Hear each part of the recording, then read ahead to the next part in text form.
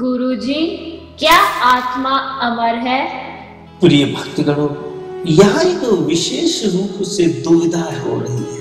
एक जगह हम कहते हैं कि आत्मा अजर और अमर है, और दूसरी तरफ हम उसी आत्मा को प्रभु के श्री चरणों में मोक्ष के नाम से विलीन कर देते हैं। तो कैसे कहें कि आत्मा अमर है? विभिन्न योनियों में घूमता हुआ आत्मा रूपी वह प्रकाश पुंज, वह दिव्य प्रकाश पुंज जो प्रभु के श्री चरणों से प्रकट होता है, विभिन्न योनियों में गुजरते हुए विभिन्न सुख दुख पाप पुण्य इत्यादि से गुजरता हुआ वह दिव्य प्रकाश पुंज जिसे हम आत्मा कहते हैं, प्रभु के आखिरी मिलन से पहले यानी मोक्ष से पहले तो वह अजर और अमर होता है, लेकिन जब उसी आत्मा को अपना आखिरी विश्राम स्थल मिल जाता है, प्रभु के श्री चरण मिल जाते हैं, अमर नहीं है, वह मोक्ष को प्राप्त हो जाता है,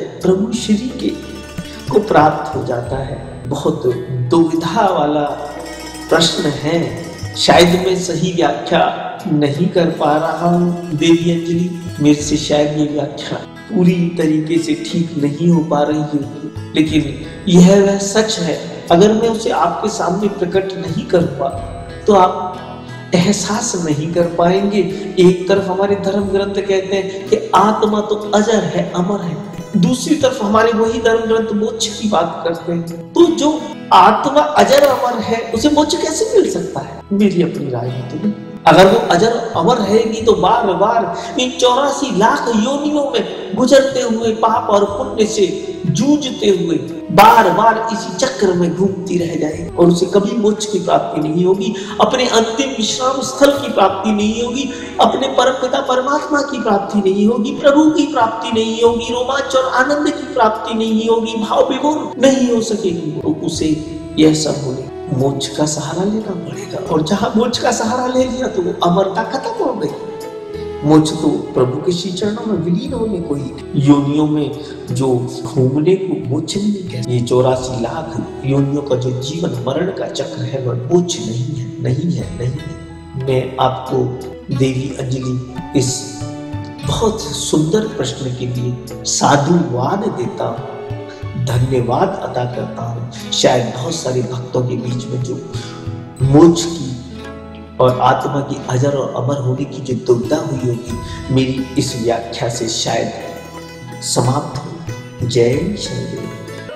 क्या आपके जीवन में धन की कमी है? क्या पैसों की तंगी के कारण आपको दूसरों के आगे हाथ फैलाना पड़ता है? क्या पैसे कमाने के बाद भी आपके हाथ में कुछ नहीं बचता? तो आज ही विश्व के 133 देशों में प्रसिद्ध शनि मंदिर वाले परम पूज्य गुरु रजनीश ऋषि जी से अपनी सभी समस्याओं का समाधान जानिए।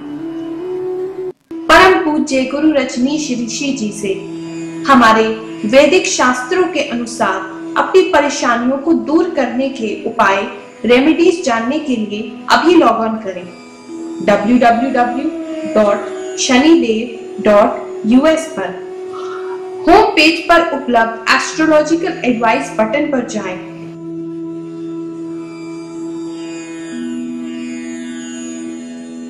अपनी प्रॉब्लम सिलेक्ट करें।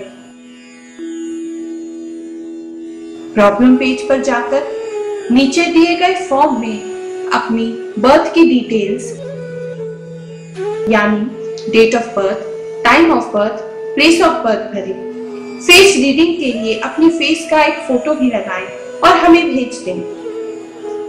गुरुजी आपकी बर्थ डिटेल्स का एनालिसिस करेंगे। अच्छी तरह से अध्ययन करने के बाद गुरुजी आपको सूट करने वाले उपाय रेमेडीज ईमेल द्वारा 48 घंटों के भीतर भेजेंगे। अपनी ईमेल आईडी पर गुरुजी द्वारा दिए जाने वाली रेमेडीज प्राप्त करने के बाद आप उन्हें अच्छी तरह से पढ़ें, समझें।